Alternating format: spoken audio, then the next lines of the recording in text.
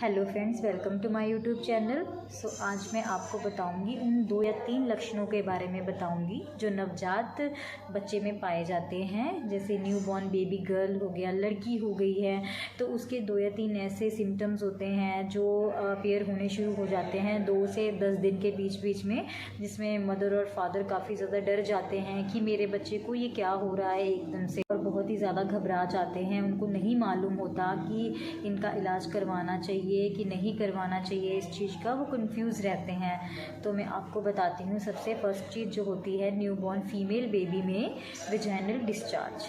Vaginal discharge जो thick mucus होता है, वाइट म्यूकस होता है, वो निकलता है, वेजाइना के थ्रू निकलता है। तो उससे जो हार्मोन्स की वजह से होता है, मदर में जब बच्चा होता है पेट के अंदर, वो फीटस में होता है, प्लेजेंटा के थ्रू उसमें ट्रांसफ़र हो जाती हैं, कुछ आते हैं। तो आफ्टर डिलीवरी जब बच्चा पैदा होता है तो उसकी वजाइना से डिस्चार्ज होता है। तो ये 2 या 3 दिन तक या 4-5 दिन तक ही रहता है, उसके बाद अपने आप ही स्टॉप हो जाता है। और सेकंड होता है vaginal bleeding. Sometime mothers tension में आ जाती हैं कि बच्चे को ब्लीडिंग, अभी से ब्लीडिंग कैसे हो सकती है बच्चे को, तो सोच में पड़ जाती हैं और इसका इलाज करवाने डॉक्टर के पास आती हैं। बट ऐसा नहीं करना है, हमने ऐसे टेंशन में नहीं जाना है। क्या होता है कि जब बच्चा पैदा होता है उसको थोड़ा बहुत स्टेन टाइप या थोड़ी सी ब्लीडिंग, वेजाइनल ब्लीडिंग हो सकती है हार्मोन चेंजेस की वजह से, तो धीरे धीरे ये अपने आप ही बंद हो जाती है। तो उसके बाद ब्लीडिंग नहीं होती है और ना ही वाइट डिस्चार्ज होता है। और एक और डाउट होता है कि जब फीमेल बेबी होता है उसकी जो छाती होती है वो काफ़ी बड़ी दिखाई देती है, स्वेलिंग उसमें सूजन सी होती है, जो कई ओल्ड लेडीज़ होती हैं बताती हैं कि इसको दबा के इसमें जो फ्लूइड भरा है उसको निकाल दो।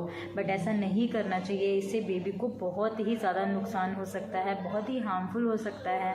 तो उसको दबाना नहीं है, वो अपने आप धीरे धीरे बिल्कुल अपनी शेप में वापस आ जाती है। जो छाती होती है बच्चे की छाती को दबाना नहीं है, उसको वैसे ही छोड़ देना है। और जब वजाइनल ब्लीडिंग होती है तो उसको बस एक कॉटन से क्लीन कर देना है अच्छे से, और उसको उस एरिया को अच्छे से ड्राई रखना है और वेट नहीं होने देना है।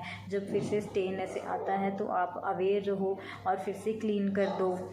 ऐसे क्या होता है कि जब नाक में से, मुंह में से या कहीं और से बच्चे को ब्लीडिंग हो रही है, फिर ज़्यादा इमरजेंसी की बात होती है, डरने की बात होती है, तो फटाफट आप डॉक्टर के पास जाइए और उनसे कंसल्ट कीजिए कि मेरे बच्चे के साथ ऐसा क्यों हो रहा है। अगर वजाइना से ऐसा वाइट डिस्चार्ज हो रहा है या ब्लीडिंग हो रही है तो आपको डरने की कोई ज़रूरत नहीं है। Thank you so much.